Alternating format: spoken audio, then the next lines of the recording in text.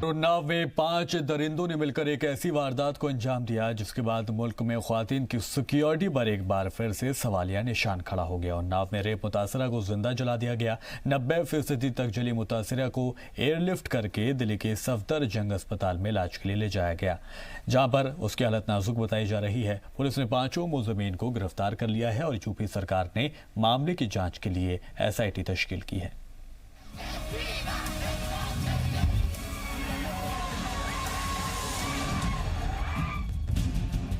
हैदराबाद में खातून डॉक्टर के साथ 4 हैवानों ने पहले गैंगरेप किया, फिर उसका कत्ल करके लाश को केरोसिन से जला दिया। मुल्क भर में हैदराबाद में हुई इस हैवानियत के खिलाफ गुस्सा फूट पड़ा। मुलजिमीन को सजाए मौत देने का मुतालबा किया जाने लगा। हालांकि आज सुबह एनकाउंटर में 4 मुलजिमीन मारे गए। इस गुस्से को देखकर ऐसा लगा शायद अब कोई खवातीन के खिलाफ ऐसी दरिंदगी करने से पहले अपने अंजाम के बारे में सोचकर जरूर डरेगा। लेकिन ये मुल्क की गलत फहमी थी। इस बार दरिंदों ने रेप मुतासिरा को बीच सड़क पर जिंदा ही जला डाला। इस बार वारदात हुई यूपी के उन्नाव में। इस वारदात ने सारे मुल्क को झकझोर कर रख दिया। खवातीन की हिफाजत की धज्जियां उड़ाने वाली इस खबर के बाद ये सवाल खड़ा हो गया है कि आखिर ये आग कब बुझेगी।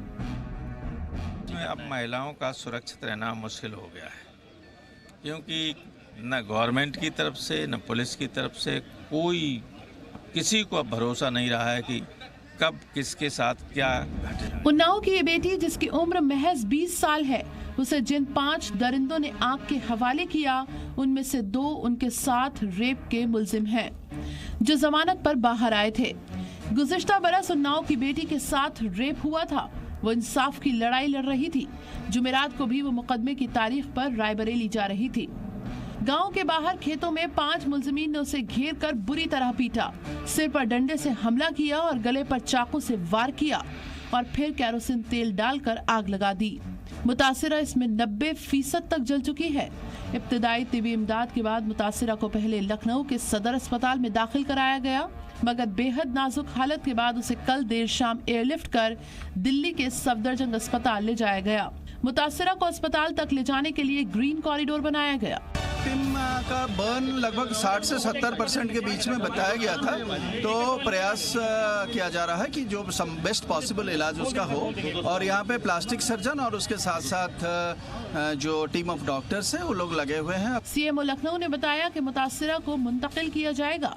हमने आगे पीछे 2 थाना इंचार्ज को लगाया है। एयर एम्बुलेंस के आते ही हम जाएंगे। 32 से 33 मिनट का वक्त रखा है, उस हिसाब से ड्यूटी है। तकरीबन 100 के आसपास हमारे आदमी रूट पर लगे हुए हैं। अपने खिलाफ हुए जुल्म के गुनहगारों को सजा दिलवाने का जुनून हो या किसी भी कीमत पर हार न मानने की जिद।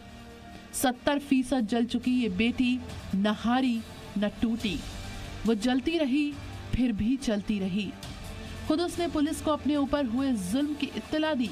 वो करीब 1 किलोमीटर तक मदद के लिए चलती रही। कि वो जाती थी और कहती थी कि हमको मतलब ले चलो, तो हमने कहा भैया हम तो डरे हुए थे, मतलब डर के मारे हमारा अभी भी मतलब चेहरा खूब कांप रहा है। फिर यहाँ से बिल्कुल अकेले ही गई है वो लड़की। एक पर्स था, एक मोबाइल छोटा सा मतलब था। उन्नाव में हैवानों का शिकार हुई इस बेटी का इलाज दिल्ली के सफदरजंग अस्पताल में जारी है। हालत नाजुक है, लेकिन बेटी को बचाने की पूरी कोशिश की जा रही है। इस मामले में सभी मुलजिमीन को गिरफ्तार किया जा चुका है, लेकिन इस वारदात ने फिर से सवाल खड़ा कर दिया है, बेटियां ऐसे दरिंदों से कब और कैसे महफूज होंगी। ब्यूरो रिपोर्ट, जी मीडिया।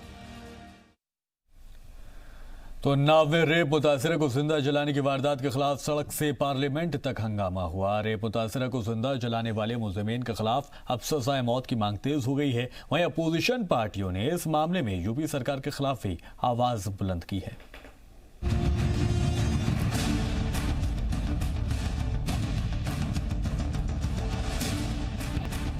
उन्नाव की बेटी के साथ दरिंदगी करने वालों की सजा मौत से कम कुछ नहीं होनी चाहिए। ये देश के 130 करोड़ लोगों की मांग है। उन्नाव की बेटी से पिछले साल दिसंबर में बलात्कार करने के ये आरोपी 2 दिन पहले ही जमानत पर जेल से बाहर निकले थे। लड़की के परिवार वालों को लगातार धमकियां दे रहे थे, लेकिन मामले को गंभीरता से नहीं लिया गया, जिसके नतीजे के तौर पर सामने आई ये खौफनाक वारदात।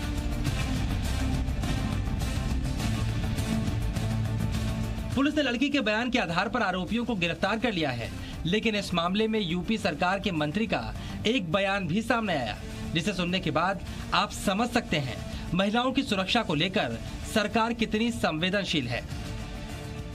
जब समाज है तो समाज में ये कह देना कि 100% क्राइम नहीं होगा, ये सिक्योरिटी तो मुझे नहीं लगता है कि भगवान राम ने भी दे पाई हो।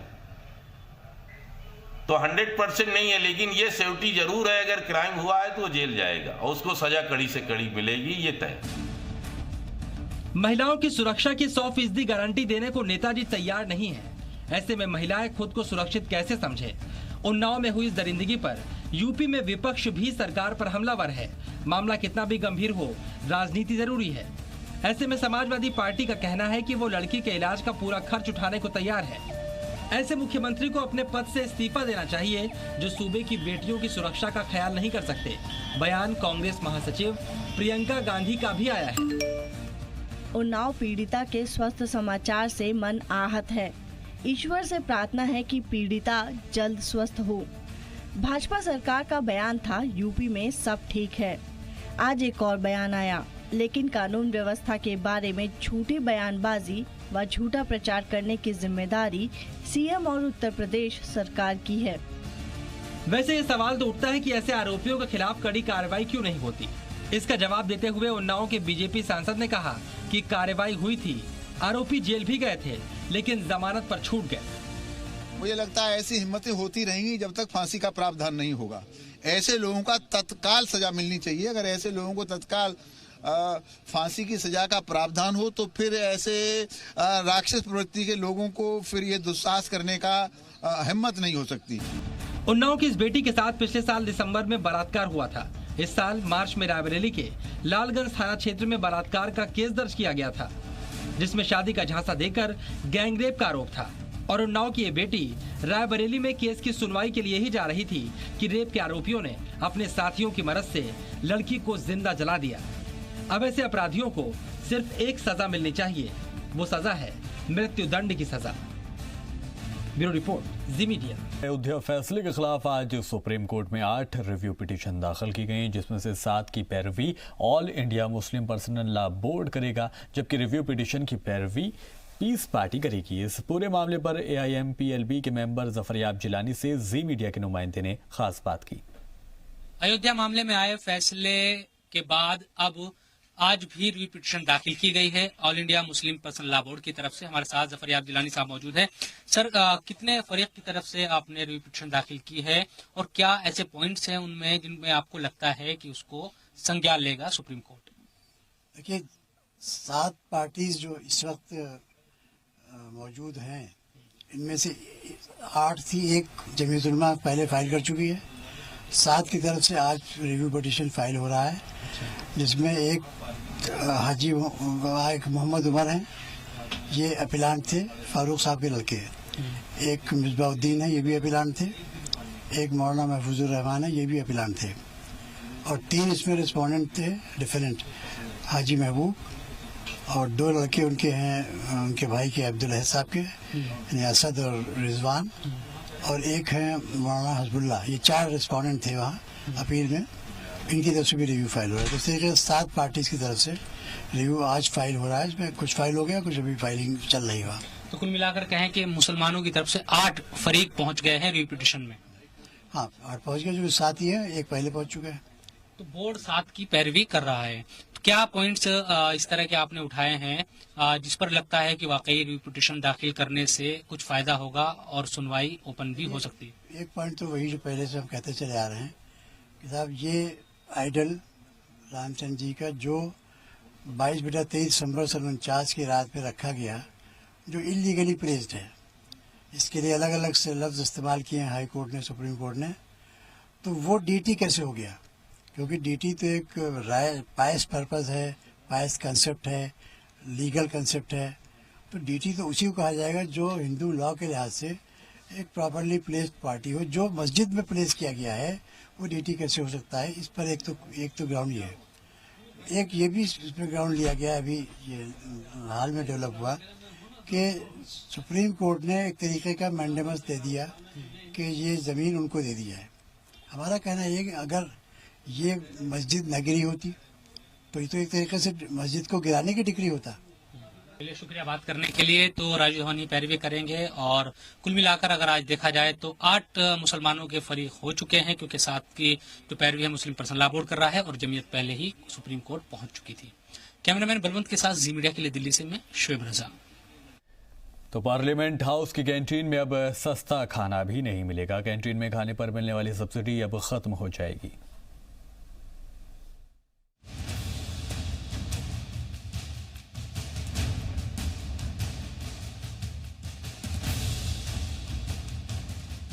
पार्लियामेंट हाउस की कैंटीन में खाने पर मिलने वाली सब्सिडी अब खत्म हो जाएगी। सभी पार्टियों ने इस तजवीज को मंजूरी दे दी है। इस फैसले को अगले इजलास से नाफिज किया जा सकता है। हालांकि 2016 में मोदी सरकार की पहली मुद्दत-ए-कार के दौरान कैंटीन में मिलने वाले खाने की कीमत बढ़ाई गई थी और आज की तारीख में पार्लियामेंट की कैंटीन में खाना चाहते हैं तो वेज थाली के लिए आपको 35 रुपए देने पड़ेंगे, वहीं दाल के लिए सिर्फ 5 रुपए की अदायगी करनी पड़ेगी, जबकि एक रोटी की कीमत 2 रुपए रखी गई है। वहीं केसरी भात खाने के लिए 24 रुपए पेमेंट करना होगी, जबकि खीर खाने के लिए 18 रुपए देने होंगे। और अगर आप चाय कॉफी के शौकीन हैं तो आपको 5 रुपए खर्च करने होंगे। वहीं पार्लियामेंट की कैंटीन में नॉनवेज खाने वालों के लिए भी इंतजाम है। आप चिकन कड़ी खाना पसंद करते हैं तो आपको 50 रुपए देने पड़ेंगे। वहीं चिकन बिरयानी के लिए 65 रुपए और चिकन ड्राई के लिए 60 रुपए, जबकि मटन कड़ी के लिए 40 रुपए देने होंगे। दरअसल अराकीन पार्लियामेंट के खाने की सब्सिडी पर सालाना 17 करोड़ रुपए का बिल आता है, लेकिन आपको जानकर हैरानी होगी कि इस 17 करोड़ में अराकीन पार्लियामेंट वुज़रा के ऊपर 3 करोड़ की सब्सिडी थी, जबकि 14 करोड़ की सब्सिडी गैर अराकीन पार्लियामेंट के खाने पर जाता है। लेकिन कैंटीन के रेट को लेकर हमेशा सवाल उठते रहे हैं। शायद इसको ही ध्यान में रखते हुए लोकसभा की BAC यानी बिजनेस एडवाइजरी कमेटी की मीटिंग में तमाम जमातों के लीडरान ने एक राय से सब्सिडी छोड़ने की बात कही है। ब्यूरो रिपोर्ट, जी मीडिया। तो कश्मीर की तस्वीर 370 के खात्मे के बाद से बदलती जा रही है, चाहे वो रियासत के हवाले से हो या फिर शहरियत को सहूलतें फराम कराने का मामला हो। वादी में पहली बार माजूर तलबा को इटली में होने वाली बैनुल-अक़वामी स्किनिंग चैंपियनशिप में हिस्सा लेने के मौके मैसर आए हैं, जिसके तलबा के साथ साथ रियासत में भी खुशी का माहौल है। खास बात यह है कि माजूर नौजवानों में खेल के लिए उम्मीद की किरण अब रोशन हो गई है।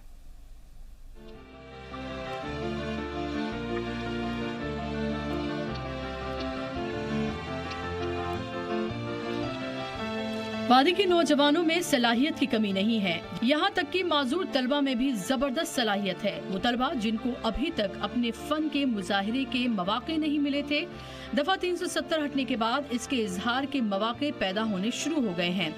वादी के कई जेलों से ताल्लुक रखने वाले बशीर अहमद, मोहम्मद सलीम वानी और आमिर रऊफ माजूर हैं, लेकिन इनके हौसले बहुत बुलंद हैं और गुज़िश्ता कई सालों से स्कीइंग जैसे खेल में दिलचस्पी रखते हैं और कई सालों से स्कीइंग सीख भी रहे हैं। इन खिलाड़ियों की सलाहियतों के पेश नज़र इन्हें इटली में होने वाली बैनुल-अक़वामी स्कीइंग चैंपियनशिप में हिस्सा लेने के मौके मिले हैं। ये तीनों स्कीइंग खिलाड़ी बोल नहीं सकते हैं, लेकिन इनको समझाने के लिए एक लड़की श्रीनगर की अरवा ये काम करती है। अरवा के साथ गुलशन भी इनकी मदद करती हैं, जो इनकी बात ट्रांसलेट करती हैं। गुलशन जम्मू कश्मीर स्पोर्ट एसोसिएशन की जनरल सेक्रेटरी हैं। लोगों ने प्रैक्टिस की और वहाँ इसके लिए सिलेक्ट हो गए।